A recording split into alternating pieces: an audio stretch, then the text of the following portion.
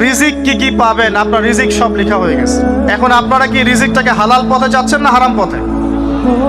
যদি হালাল পথে চান ওই অ্যামাউন্ট অফ রিজিকই পাবেন, যদি হারাম পথে চান ওই রিজিকই পাবেন, এর বাইরে যাবে না রিজিক। যাবে যাহলে সবর করেন, আল্লাহ পাক হালাল পথেই রিজিক দিবে ইনশাআল্লাহ। রিজিক বৃদ্ধির জন্য কিছু আমল আছে, তার মধ্যে শ্রেষ্ঠ আমল হচ্ছে নামাজ, এর সাথে চাশতের নামাজ পড়া। চাশত মানে সালাতুদ দুহা, এর আগে ইশরাকের নামাজ আছে। রিজিক বৃদ্ধির জন্য আত্মীয়তার সম্পর্ক বজায় রাখতে হয়, আত্মীয়তার সম্পর্ক বজায় রাখলে রিজিক প্রশস্ত হবে। বেশি বেশি যে আল্লাহ জিকির করে এবং কোরআন তেলাওয়াত করে তার রিজিক বাড়ে আলহামদুলিল্লাহ, এবং যে আল্লাহর রাস্তায় খরচ করে তার রিজিক বাড়ে। এই রিজিক বাড়ার কিছু পলিসি আছে। সবচেয়ে শ্রেষ্ঠটা হচ্ছে নামাজ, আল্লাহর জিকির তেলাওয়াত। এরপর আমলের মধ্যে আত্মীয়তার সম্পর্ক বজায় রাখা। নবীজি বলছেন কেউ যদি চায় যে তার রিজিকটা লম্বা হোক, হায়াতটা লম্বা হোক, সে যেন আত্মীয়তার সম্পর্ক বজায় রাখে। আত্মীয়তার সম্পর্ক এখন আস্তে আস্তে নষ্ট হয়ে যাচ্ছে না? খেয়াল করে দেখেন, আত্মীয়তার সম্পর্ক আপনি বজায় রাখবেন। মনে রাখবেন, আমি বারবার একটা কথা বলেছি আপনাদের ওয়াজ মাহফিলে, যে পৃথিবীতে যে কাজই করবেন আল্লাহর সন্তুষ্টির জন্য করবেন। আত্মীয়তার সম্পর্ক বজায় রাখবেন আল্লাহর সন্তুষ্টির জন্য, তাদের কাছে কিছু পাওয়ার আশায় না। যখনই আপনি কারো কাছে কিছু পাওয়ার আশা করবেন আপনি কষ্ট পাবেন। যখনই কারো কাছে কিছু পাওয়ার আশা করবেন আপনি কষ্ট পাবেন। কারো কাছে এত বেশি পাওয়ার আশা করবেন না। কার কাছে পাওয়ার আশা করবেন? আল্লাহর কাছে, যে আমি এই কাজটা করছি, আল্লাহ আমাকে পুরস্কার দিবে ইনশাআল্লাহ। আমি আত্মীয়তার সম্পর্ক বজায় রাখছি কেন? আল্লাহর কাছে রিজিকে বরকতের আশায়, আল্লাহর সন্তুষ্টির জন্য। মনে রাখবেন প্রিয় ভাইয়েরা, আমল কবুল হওয়ার শর্ত মোটামুটি তিনটা। কয়টা? 1 নাম্বার, আমলগুলো হতে হবে আল্লাহর সন্তুষ্টির জন্য। 1 2 নাম্বার, আমলটা হতে হবে রাসূলুল্লাহ সাল্লাল্লাহু আলাইহি ওয়াসাল্লামের পদ্ধতিতে, অন্য কারো পদ্ধতিতে নয়। 3 নাম্বার, আমলটা করার জন্য আপনার রিজিকটা হতে হবে হালাল। হারাম রিজিকের আমল আল্লাহর কাছে কবুল হয় না। আল্লাহ পাক আমাদের সবাইকে হালাল রিজিকের ব্যবস্থা করে দিন এবং রিজিকটাকে প্রশস্ত করুন, আমিন। তো রিজিক লেখা হয়ে গেছে। 2 3 নাম্বার লেখা হয়ে গেছে এ ব্যক্তি কি কি কাজ করবে দুনিয়ায়, এই ব্যক্তি দুনিয়ায় কি কি কাজ করবে সব লেখা হয়ে গেছে। এখন যদি একটা চোর বলে যে আল্লাহ পাক আমার তাকদিরে লিখেছিলেন যে আমি চুরি করব, তাই আমি চুরি করেছি। এখন যদি একজন ধর্ষক বলে আল্লাহ আমার তাকদিরে লিখেছিল যে আমি ধর্ষণ করব, তাই ধর্ষণ করেছি। এখন যদি যারা এই জনগণের কিছু সম্পদ আত্মসাৎ করে খেয়ে ফেলছে তারা যদি বলে আল্লাহ তাকদিরে লিখছিলেন জন্যই দুর্নীতি করেছি, তাহলে কথাটা কি হবে? গ্রহণযোগ্য হবে? এখন যদি দলিল দেয় তাকদিরে তো লেখা ছিল। এই আকীদাটার নাম হচ্ছে জাবারিয়া আকীদা। কি আকীদা? জাবারিয়া। এমন একজন ব্যক্তি উমর রাদিয়াল্লাহু আনহুর দরবারে এসেছিল। চোর চুরি করেছে, ধরা পড়েছে। উমর রাদিয়াল্লাহু আনহু বলেছেন হাত কেটে ফেলো। তখন সে বলছে যে আমার হাত তো কাটা যাবে না। কেন? আল্লাহ পাক তাকদিরে লিখেছেন আমি চুরি করব, তাই চুরি করেছি। উমর রাদিয়াল্লাহু আনহুর সামনে এই কথাটা বলেছে। আর উমর রাদিয়াল্লাহু আনহু কি বিচক্ষণ মানুষ ছিলেন না বোকাশোকা ছিলেন? বলেন, তার মতো শাসক পাওয়া যাবে? আমাদের দায়িত্ব পরিস্থিতি বুঝে দিন ধরে রাখা, আমল করা এবং মানুষকে দিনের দিকে আহ্বান করা। আমরা যদি দায়িত্ব পালন না করি তাহলে কি হবে? আল্লাহ পাক আমাদেরকে সরিয়ে দিয়ে নতুন কওম নিয়ে আসবেন। আল্লাহ পাক সূরা মুহাম্মাদে বলেছেন ওয়া ইন তাতাওয়াল্লাউ, তোমরা যদি মুখ ফিরিয়ে নাও, ইয়াস্তাবদিল কওমান গায়রাকুম, আল্লাহ পাক নতুন কওমকে তোমাদের জায়গায় স্থলাভিষিক্ত করবেন। সুম্মা লা ইয়াকুনু আমসালাকুম, তারা তোমাদের মতো হবে না, মানে আমাদের মতো অপদার্থ হবে না। উম্মার বিজয়ের শর্ত কি? আল্লাহ সূরা মুহাম্মাদেই বলেছেন ইন তানসুরুল্লাহা ইয়ানসুরুকুম, তোমরা আল্লাহর দ্বীনকে সাহায্য করো তবেই আল্লাহ তোমাদেরকে সাহায্য করবেন। ওয়া ইউসাব্বিত আকদামাকুম, তোমাদের পা আল্লাহ দৃঢ় করে রাখবেন। আমরা আল্লাহকে সাহায্য না করলে আল্লাহ পাক আমাদেরকে সাহায্য করবেন না। সিম্পল। আল্লাহ পাক সূরা রাদের মধ্যে বলছেন ইন্নাল্লাহা লা ইউগাইয়িরু মা বিকওমিন হাত্তা ইউগাইয়িরু মা বিআনফুসিহিম, আল্লাহ পাক কোনো কওমের অবস্থা ততক্ষণ পরিবর্তন করেন না যতক্ষণ না সেই কওম তার নিজের অবস্থার পরিবর্তনের চেষ্টা করে। তাহলে আমাদের পরিবর্তন কেন হচ্ছে না? কারণ আমরা নামাজ ছেড়ে দিয়েছি। 90% মুসলিমের দেশে কত পার্সেন্ট নামাজ পড়ে চিন্তা করে দেখবেন। আমরা কোরআন ছেড়ে দিয়েছি। 90% মুসলিমের দেশে কত পার্সেন্ট বিশুদ্ধ করে কোরআন তেলাওয়াত করতে পারে একটু খোঁজ নিয়ে দেখবেন। কোরআন শুমারি করে দেখেন, নামাজ শুমারি করে দেখেন, তাহলে বুঝতে পারবেন। আর যারা কোরআন পড়তে জানে তাদের মধ্যে কত পার্সেন্ট কোরআনের অর্থটা বোঝে, এটা আরো বড় বিষয়। তারপরে আবার কারা মেনে চলে, এটা আরো বড় বিষয়। আর আমরা কতজন মানুষ দ্বীন ইসলামকে সামগ্রিক দিন হিসেবে মানি, এটাও একটা বড় বিষয়। আমরা মানি ঠিকই, আংশিক আংশিক। যেমন ইবাদত বন্দেগীর জীবনে মুসলমান, অর্থনৈতিক জীবনে গিয়ে আবার সুদখোর, এমন না বিষয়টা? ইবাদত বন্দেগীর জীবনে আমি পাক্কা মুসলিম, কপালে সেজদার দাগ আছে মাশাআল্লাহ, দাড়ি টুপিও আছে মাশাআল্লাহ, কিন্তু ব্যবসায় গিয়ে মাপে কম দিচ্ছি না, ব্যবসায় গিয়ে আমি হারাম ভেজাল দিচ্ছি কিনা, এরকম হচ্ছে কিনা? হচ্ছে। কিন্তু সে কিন্তু মুসলিম এবং নামাজও পড়ে। তা আমাদের সমস্যা ভাই এখানেই। এখন এই সমস্যাটা সলভ করলে ইনশাল্লাহ সব সমস্যা সলভ হয়ে যাবে ইনশাল্লাহ। সমস্যাটা কি? আমরা ইসলামটাকে আংশিকভাবে মানি, পরিপূর্ণ জীবনে ইসলাম বাস্তবায়ন করতে পারছি না। আমি আপনি হয়তো কেউই পারছি না, ফখর করলে বলার নাই যে আমি খুব পারছি, আসলে আমিও পারছি না। কারণ এই যুগে এটা পারাটা খুব ডিফিকাল্ট। এই যুগে পারাটা কি খুবই কঠিন, কিন্তু এটাই তো এই যুগের চ্যালেঞ্জ। নবীজি বলেছেন তোমাদের সামনে এমন যুগ আসছে যে যুগে ঈমান ধরে রাখাটা হাতের মধ্যে আগুন ধরে রাখার মতো হবে। তবে সুসংবাদ ওই যুগে তাদের জন্য যারা আমার সুন্নতকে আবার জীবিত করতে পারবে। যে আমার মৃত সুন্নতকে জীবিত করবে, আল্লাহ পাক তাকে 50 জন শহীদ সাহাবীর সমান নেকি দিবে ইনশাআল্লাহ। এটাই আমাদের কাজ। আল্লাহ পাক আমাদেরকে তৌফিক দান করুন। তার মানে তাকদীর লেখা হয়ে গেছে। এবার আল্লাহ রাব্বুল আলামিন কি করলেন? আল্লাহ পাক এই মহাবিশ্ব সৃষ্টি করলেন। হুয়াল্লাযী খালাকাস সামাওয়াতি ওয়াল আরদ ফি সিত্তাতি আইয়াম। কয় দিনে? আল্লাহ পাক পুরো মহাবিশ্ব সৃষ্টি করলেন কয় দিনে? আমাকে বলেন তো, মহাবিশ্বকে আল্লাহ পাক ঘৃণা করে সৃষ্টি করেছেন না ভালোবেসে? তাহলে আল্লাহ পাক কি ভালোবাসার সত্তা নয়? আল্লাহ রাব্বুল আলামিন কি ভালোবাসেন না? আল্লাহ পাকের একটা নামই হচ্ছে গফুর আল ওয়াদুদ, ওয়া হুয়াল গফুরুল ওয়াদুদ। আল্লাহ পাক হচ্ছেন ক্ষমাশীল, পরম ক্ষমাশীল এবং প্রেমময়। আল্লাহ পাক তার নাম দিয়েছেন আল ওয়াদুদ, মানে প্রেমময়। আল্লাহ পাক ভালোবাসেন কিনা? তাহলে এই পুরো মহাবিশ্ব সৃষ্টি করে আল্লাহ পাক কি মহাবিশ্বের মধ্যে ভালোবাসা ছড়িয়ে দেন নাই? আল্লাহ রাব্বুল আলামিন 6 দিনে মহাবিশ্ব সৃষ্টি করে মহাবিশ্বের সব জায়গায় যার যার কাজ তাকে বুঝিয়ে দিলেন। কোন গ্রহ কি কাজ করবে, কোন সৌরজগৎ কেমন করে চলবে, দুনিয়া কিভাবে ঘুরবে, সূর্য কিভাবে উঠবে, চাঁদ কিভাবে আসবে, কোন মাখলুক কি কাজ করবে, ফেরেশতাদের কাজ কি হবে, ইত্যাদি ইত্যাদি। আল্লাহ পাক সমস্ত কাজ বুঝিয়ে দিলেন। সূরা আলিফ লাম মিম সেজদা, হামিম সেজদার মধ্যে আছে, পড়ে দেখবেন। আল্লাহ পাক পুরো মহাবিশ্বের দায়িত্ব বন্টন করে দিলেন। এবার আল্লাহ রাব্বুল আলামিন কি করলেন শোনেন। আল্লাহ রাব্বুল আলামিন বলছেন, এই পুরো মাখলুক কায়নাত সৃষ্টি করার পর আল্লাহ পাক তার রহমতকে 100 ভাগে ভাগ করলেন। কত ভাগে? আল্লাহ পাকের দয়া, রহমত, ভালোবাসাকে 100 ভাগে ভাগ করলেন। ভাগ করে এক ভাগ, মাত্র এক ভাগ আল্লাহ পাক পুরো মহাবিশ্বে ছড়িয়ে দিলেন, বলেন সুবহানাল্লাহ। বাকি 99 ভাগ রহমত আল্লাহ পাক তার কাছে রাখলেন। এই এক ভাগ ভালোবাসার কারণেই, এই যে সন্তান কান্না করলে মায়ের বুক ফেটে যায়, সন্তান অসুস্থ হলে বাবার বুক ফেটে যায়, যেই বাবা সহজে চোখের পানি কাউকে দেখায় না, সেই বাবা জায়নামাজে দাঁড়িয়ে চোখের পানি ছাড়তে থাকে। এই এক ভাগ রহমতের কারণে আমরা দেখি যে রাস্তার কুকুর পর্যন্ত তার বাচ্চাকে চাটে, আদর করে, মহব্বত করে। এই এক ভাগ রহমতের কারণে আমরা আমাদের স্ত্রীদেরকে মহব্বত করি, স্ত্রীকে সুখে রাখার জন্য জীবনটা পর্যন্ত বিলিয়ে দেই। সকাল থেকে রাত পর্যন্ত কোনো ক্ষেত্রে হারাম পথে যেটাও দ্বিধা করি না, স্ত্রী সন্তান সুখে থাক এই আশায়, তাই না ভাই? এই এক ভাগ রহমতের কারণে গাভী দেখবেন, গাভী তার বাচ্চাকে প্রসবের পর চাটে, গাটা চেটে পরিষ্কার করে দেয়। এই এক ভাগ রহমতে পুরো কায়নাত টিকে আছে। আর নবী সাল্লাল্লাহু আলাইহি ওয়াসাল্লাম বলছেন, বাকি 99% রহমত আল্লাহ পাক তার কাছে রেখেছেন। এই রহমত এবং ভালোবাসা দিয়ে আল্লাহ পাক কিয়ামতের মাঠে মানুষকে মাফ করবে ইনশাআল্লাহ। তার মানে বলেন আল্লাহু আকবার। তার মানে আমরা আশা করতে পারি ইনশাআল্লাহ তাআলা আমরা আল্লাহর জান্নাত পাবো ইনশাআল্লাহ। পাবো কিনা? শুধু একটা কাজ যদি উম্মত করতে পারে জান্নাত পাবে। বলে দেব কোনটা? অনেক কাজই আছে, কিন্তু স্পেশাল একটা কাজ, একটা। আল্লাহ রাব্বুল আলামিন মেরাজের রাতে তার নবীকে উঠিয়ে নিয়েছিলেন, উঠিয়ে নিয়ে কাছে নিয়ে আসছেন, একদম কাছে, আর যে আরশের কাছাকাছি। নবী সাল্লাল্লাহু আলাইহি ওয়াসাল্লাম বলছেন, ওই সময় তার উপর 3টা স্পেশাল ওহী করা হয়েছে। কয়টা? 3টা।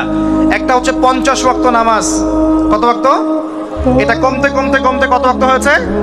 5। 5কেও কমানোর জন্য কোন নবী বলছিলেন? মুসা আলাইহিস সালাম বলছেন 5ও পারবে না, কমাই নিয়ে আসেন। পাঁচও যে পারবে না, মুসা আলাইহিস সালাম কেমন করে জানলেন? তার উম্মত 2 ওয়াক্ত নামাজ পড়ে। কয় ওয়াক্ত নামাজ ফরজ ছিল? ওই 2 ওয়াক্ত তার আদায় করতে পারে নাই। এই অভিজ্ঞতা থেকে তিনি বলেছেন যে আপনার উম্মত 5 ওয়াক্ত পারবে না। সত্যি না মিথ্যা কথাটা? আসলেই কি উম্মত 5 ওয়াক্ত নামাজ পড়তে পারছে? আচ্ছা, যাই হোক, আল্লাহ পাক আমাদেরকে পড়ার তৌফিক দান করুন।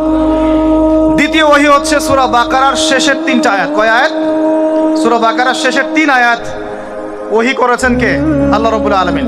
কোন ব্যক্তি যদি রাতের বেলা সূরা বাকারার শেষের 3টা আয়াত পড়ে সারা রাত ইবাদত করেন নাকি পাবে ইনশাআল্লাহ। আর 3 নাম্বারটা হচ্ছে স্পেশাল, সেটা হচ্ছে আল্লাহ পাক বলেছেন, হে মুহাম্মদ সাল্লাল্লাহু আলাইহি ওয়াসাল্লাম, বলেন সাল্লাল্লাহু আলাইহি ওয়াসাল্লাম, তোমার উম্মতের কোনো ব্যক্তি যদি আসমান জমিনের সমান গুনাহ নিয়ে আমার সামনে দাঁড়ায়, আসমান জমিন সমান গুনাহ নিয়ে আমার সামনে দাঁড়ায়, কিন্তু আমার সাথে শিরকের পাপ নাই, আমার সাথে কোনো শিরকের পাপ করে নাই, ইনশাআল্লাহ আমি আল্লাহ তার সামনে আসমান জমিন সমান ক্ষমা নিয়ে হাজির হব ইনশাআল্লাহ। তার মানে আমরা যদি ইনশাআল্লাহ তাআলা শিরকের পাপ থেকে দূরে থাকতে পারি, ইনশাআল্লাহ আশা করা যায় আমরা আল্লাহর সন্তুষ্টি পাবো ইনশাআল্লাহ। এরপর আল্লাহ রাব্বুল আলামিন কি করলেন? আল্লাহ রাব্বুল আলামিন পুরো মহাবিশ্ব সৃষ্টি করে সব দায়িত্ব ভাগ করে দিলেন। ভাগ করে দেওয়ার পরে আল্লাহ পাক জান্নাত জাহান্নাম সৃষ্টি করেছেন কিনা? আচ্ছা, জান্নাত এবং জাহান্নাম কার কার জন্য সৃষ্টি করেছেন বলেন? জিন আর মানুষ। আচ্ছা, এখন জান্নাতের চেয়ে কি শান্তির কোনো জায়গা আছে? আচ্ছা, এই জান্নাত কার জন্য সৃষ্টি করেছেন? জিন আর মানুষ। আচ্ছা, তাহলে আল্লাহ পাক মানব জাতিকে ভালোবাসেন কিনা? ভালোবাসেন কিনা? আপনি যখন কাউকে ভালোবাসবেন তাকে সবচেয়ে সুন্দর গিফট দিতে চাইবেন কিনা? তার জন্য সবচেয়ে ভালোটা কিনতে চাইবেন কিনা? আল্লাহ পাক জান্নাত তৈরি করেছেন কাদের জন্য? আমাদের জন্য। তার মানে আল্লাহ পাক আমাদেরকে ভালোবাসেন কিনা? অবশ্যই বাসেন। আল্লাহ রাব্বুল আলামিন জাহান্নামও তো সৃষ্টি করেছেন। এখন যদি বলি যে তাহলে আল্লাহ পাক কি আমাদেরকে ভালোবাসেন না, জাহান্নামে কিভাবে দিবেন? উত্তরটা কি হবে তাহলে? উত্তর হচ্ছে এই যে যদি আল্লাহ না করুক কোনো ব্যক্তি জাহান্নামে যায়, তাহলে বুঝতে হবে সেই ব্যক্তি জাহান্নামে যাওয়ার যোগ্য ছিল বলেই জাহান্নামে গিয়েছে। কথা কি বুঝতে পারছেন? আর যদি কোনো ব্যক্তি জান্নাতে যায়, তাহলে বুঝতে হবে সেই ব্যক্তির উপর আল্লাহ পাক দয়া করেছেন বলেই সে জান্নাতে গিয়েছে। মানুষ তার আমল দিয়ে জান্নাতে যেতে পারবে না। মানুষ তার আমল দিয়ে জান্নাতে যেতে পারবে না, আল্লাহর দয়া অনুগ্রহ দিয়ে জান্নাতে যাবে ইনশাআল্লাহ তাআলা। আল্লাহ পাক আমাদের সবাইকে সেই দয়া অর্জন করার তৌফিক দান করুন। সামনে রহমত পাওয়ার একটা সুবর্ণ সুযোগ আসছে, সেটা হলো রমজান মাস। কি মাস? রমজান মাস। আমরা দোয়া করি আল্লাহ পাক আমাদের সবাইকে সুস্থতার সাথে রমজানের সবগুলো রোজা রাখার তৌফিক দান করুন। নবীজি বলেছেন, এই মাসে যে ইবাদত করে তার গুনাহ মাফ করতে পারলো না, তার জন্য ধ্বংস করে নাউজুবিল্লাহ। আমরা তো রমজান আসার আগে দুনিয়াবি প্ল্যান করছি, রমজানে কিভাবে ব্যবসায় উন্নতি করব, রমজানে কিভাবে বেশি লাভ করব। হ্যাঁ, তো রমজান মাস হচ্ছে ইবাদতের মৌসুম। আল্লাহ পাক আমাদের সবাইকে রমজান মাসে 5 ওয়াক্ত নামাজ পড়ার তৌফিক দান করুন, কোরআন তেলাওয়াত করার তৌফিক দান করুন, কোরআন বুঝে পড়ার তৌফিক দান করুন, তারাবির নামাজ জামাতে পড়ার তৌফিক দান করুন, এবং বেশি বেশি মানুষকে ইফতার করানোর তৌফিক দান করুন। যাতে যাকাত ফরজ হয়েছে, যাকাত দিচ্ছেন না, আল্লাহর ওয়াস্তে রমজান মাসে যাকাত দিয়ে দিবেন ইনশাআল্লাহ। আর আমি কিন্তু আগেই বলেছি, রমজান মাসে ভাই দ্রব্য মূল্যের দাম কিন্তু খুব চড়া ওঠানামা করবে। অতএব যাদের সামর্থ্য কম তাদের ঘরে ইফতার পৌঁছে দেওয়ার দায়িত্ব কার? আমাদের। যাদের সামর্থ্য আছে তারা, যারা সামর্থ্যবান নয় তাদের ঘরে ঘরে মাসের বাজার পৌঁছে দেবেন ইনশাআল্লাহ। আল্লাহ পাক তৌফিক এনায়েত করুন বলি আমি। এবার দেখেন, আল্লাহ পাক সৃষ্টি করলেন আদম আলাইহিস সালামকে। কাকে? এর আগে আল্লাহ পাক জিন জাতি সৃষ্টি করেছেন, আমি ওইদিকে যাচ্ছি না, আমি মানুষের কথা বলছি। আদম আলাইহিস সালামকে আল্লাহ পাক কেমন করে সৃষ্টি করেছেন? আল্লাহ পাক সূরা সাদের মধ্যে বলেছেন যে খলাকতু বিয়াদাই, খলাকতু বিয়াদাই, আমি আদমকে আমার হাত দিয়ে সৃষ্টি করেছি। কি দিয়ে? হাত দিয়ে। এটা কি ভালোবাসার বহিঃপ্রকাশ নয়? আল্লাহ পাক কি আমাদেরকে ভালোবাসেন না? ভালোবাসেন। আচ্ছা, এই দুনিয়াতে যত কিছু আছে, এই দুনিয়ার আকাশ বাতাস নদী নালা পানি অক্সিজেন সবকিছু কার জন্য সৃষ্টি করা হয়েছে? গরু ছাগলদের জন্য, মানুষের জন্য। মূল দায়িত্ব কার? মূল অধিকার কার? মানুষের নয় কি? তাহলে এই পুরো বিষয়গুলো কি আল্লাহ পাকের ভালোবাসার বহিঃপ্রকাশ নয়? হ্যাঁ। আচ্ছা, এবার আসেন, আল্লাহ পাক আদম আলাইহিস সালামকে সৃষ্টি করে সমস্ত নাম শিক্ষা দিয়েছেন। এই যে নাম শিখানো মানে জ্ঞান শিখানো, এই জ্ঞান শিখানোটা কি আল্লাহর দয়া ভালোবাসা নিদর্শন নয়? একটু ধরাই দিচ্ছি আপনাদেরকে। এবার সামনে আসেন। আল্লাহ পাক ফেরেশতাদের সামনে তাকে উপস্থাপন করলেন, করে বললেন সব ফেরেশতা তোমরা যারা আছো সেজদা করো আদমকে। এই যে আমাদের পিতাকে সম্মানিত করা হচ্ছে, এটা কি ভালোবাসার বহিঃপ্রকাশ নয়? এবার আমাদের পিতাকে সম্মানিত করা হলো, ইবলিস সেজদা করলো না, সে কিয়াস করলো, বাতিল কিয়াস যুক্তি দিল আমি তার চেয়ে শ্রেষ্ঠ ইত্যাদি। আল্লাহ পাক ইবলিসকে অভিশপ্ত করলেন, আমাদের পিতা তাকে জান্নাতে রাখলেন। এই যে জান্নাতে রাখলেন, এটা কি আল্লাহ পাকের ভালোবাসা নয়? এবার আল্লাহ পাক আদম আলাইহিস সালামের পাঁজর থেকে সৃষ্টি করলেন তার স্ত্রী হাওয়া আলাইহিস সালামকে। উভয়ের মাঝখানে ভালোবাসা দিয়ে দেওয়া হয়েছে, বলেন সুবহানাল্লাহ। এই জেনা ভালোবাসা নিদর্শন নয়, বিয়ে শাদী হচ্ছে ভালোবাসার নিদর্শন। আল্লাহ পাক বলেছেন সূরা রুমের মধ্যে, ওয়াজআলা বাইনাহুমা মাওয়াজ্জাতা ওয়া রাহমা, আমি আল্লাহ স্বামী স্ত্রীর মধ্যে ভালোবাসা এবং হৃদ্যতা সৃষ্টি করে দিয়েছি, বলেন সুবহানাল্লাহ। তার মানে এই হারাম সম্পর্ক যেটা দেখছেন, এটা হলো একটা জেনার পথ। আর যখন আমরা হালাল ভাবে বিয়ে শাদী করবেন, আপনারা করবেন, তখন দেখবেন আল্লাহ পাকের পক্ষ থেকে ভালোবাসা সৃষ্টি হয়ে যাবে ইনশাআল্লাহ। অতএব ওয়াদা করতে পারি তো আল্লাহর কাছে, নিজের চরিত্রকে পবিত্র রাখবো ইনশাআল্লাহ, হারাম কোনো সম্পর্কে যাব না ইনশাআল্লাহ। হালাল উপার্জনের সোর্স হয়ে গেলেই দিনদার মেয়ে দেখে বিয়ে করে ফেলবেন ইনশাআল্লাহ। অন্য কোনো পথে যাবেন না, কোনো হারাম পথে যাবেন না, ওয়াদা করেন ইনশাআল্লাহ। রাজি আছেন তো ইনশাআল্লাহ? আল্লাহ কবুল করুন, আমিন। আর বিয়ের সময় অবশ্যই দিনদারিতা দেখবেন, অন্য কিছু না, অন্য কিছু পরে, দিনদারিতা আগে। দিনদারিতা আছে, নামাজ পড়ে, পর্দা করে, মাশাআল্লাহ সব দিক ঠিক আছে, তারপরে দেখবেন আপনি অন্য কিছু, তার আগে নয়। কথা ঠিক আছে? একইভাবে মেয়েদের ক্ষেত্রেও, যে আগে দেখবেন না ছেলে কত বড় চাকরি করে, ছেলের কত বড় বাড়ি আছে, গাড়ি আছে, এটা পরে। আগে দেখবেন ছেলে নামাজি কিনা, সুন্নত আছে কিনা, ইসলামের জন্য তার সফট কর্নার আছে কিনা, ইসলাম প্র্যাকটিস করে কিনা, এগুলো আগে দেখবেন। এগুলো না দেখলে কি হবে জানেন? বিয়ের 1 বছর 2 বছর পরেই বুঝতে পারবেন দুনিয়াটা জাহান্নাম হয়ে গেছে। নাউজুবিল্লাহ, দুনিয়াতেই তখন জাহান্নামের আযাবের স্বাদ ভোগ করতে হবে। নাউজুবিল্লাহ, আল্লাহ পাক আমাদেরকে হেফাজত করুন, আমিন। তো এই যে আল্লাহ পাক আদম আলাইহিস সালামের পাঁজর থেকে সৃষ্টি করলেন কাকে, এবং ভালোবাসা দিয়ে দিলেন উভয়ের মাঝখানে, এটা কি আল্লাহ পাকের দয়া নয়? আল্লাহ পাক ভালোবাসেন না? এবার দেখেন, গাছের কাছে যেতে নিষেধ করলেন, আমি কিন্তু শর্ট করে বলছি, গাছের কাছে যেতে নিষেধ করলেন, তোমরা জান্নাতে থাকো, খাও, যা ইচ্ছা করো, কিন্তু ওয়ালা তাকরাবা হাদিহিশ শাজারা, এই গাছের কাছেও যাবে না। একটা পরীক্ষা, জাস্ট একটা পরীক্ষা। এখানে কিন্তু বলা হচ্ছে গাছের কাছেও যাবে না, বলা হচ্ছে না যে গাছের ফল খাবে না। ঠিক যেমন আল্লাহ বলেছেন তোমরা জেনার কাছেও যাবে না। আল্লাহ পাক কিন্তু বলেন নাই জেনা করবে না, আল্লাহ পাক বলেছেন তোমরা জেনার কাছেও যাবে না। তো এখান থেকে আমরা এই হুকুমটার কঠোরতা বুঝতে পারি। তো প্রিয় ভাইরা, এখানে আমাদের পিতামাতা শয়তানের প্রলোভনে পড়ে গেলেন। কেন পড়লেন? শয়তান ওয়াসওয়াসা দিল যে আমি কি তোমাদেরকে এমন গাছের কথা বলে দিব যে গাছের কাছে গেলে বা যার ফল খেলে তোমরা চিরস্থায়ী জীবন পাবে এবং তোমরা ফেরেশতা হয়ে যাবে, এরকম কথা বল, এবং তোমরা কোনোদিন মরবে না। হাল আদুল্লুকা আলা শাজারাতিল খুলদি ওয়া মুলকিন লা ইয়াবলা, এই দুটো ওয়াসওয়াসা, চিরস্থায়িত্বের ওয়াসওয়াসা এবং অমরত্বের ওয়াসওয়াসা দিয়ে আমাদের পিতামাতাকে নিয়ে গেল। এখন আমাদের পিতামাতা কি ফল খেয়েছিলেন কি খান নাই? আচ্ছা, এখন আল্লাহ পাকের দৃষ্টিতে অন্যায় হয়েছে কিনা? এরপরে আমাদের পিতামাতা কি করলেন? বললেন রব্বানা যালামনা আনফুসানা ওয়া ইল্লাম তাগফির লানা ওয়া তারহামনা লানাকুনান্না মিনাল খাসিরিন।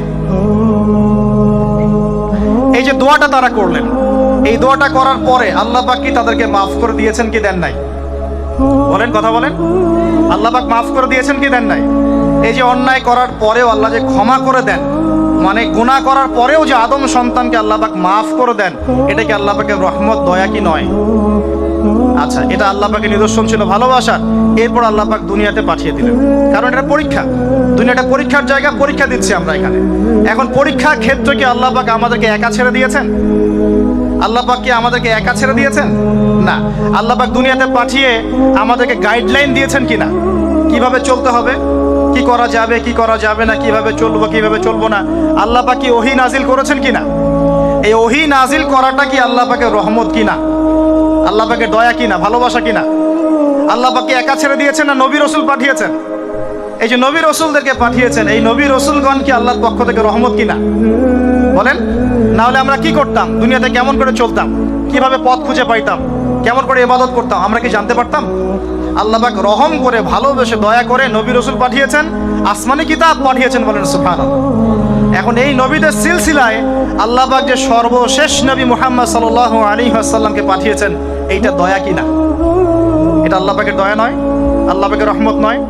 আল্লাহ পাক কি বলেন নাই যে তিনি হচ্ছেন রাহমাতুল লিল আলামিন? তিনি পুরো বিশ্ব জগতের রহমত নয় কি? আচ্ছা, এখন আমাদেরকে যে আল্লাহ পাক নবী মুহাম্মদ সাল্লাল্লাহু আলাইহি ওয়াসাল্লামের উম্মত বানালেন,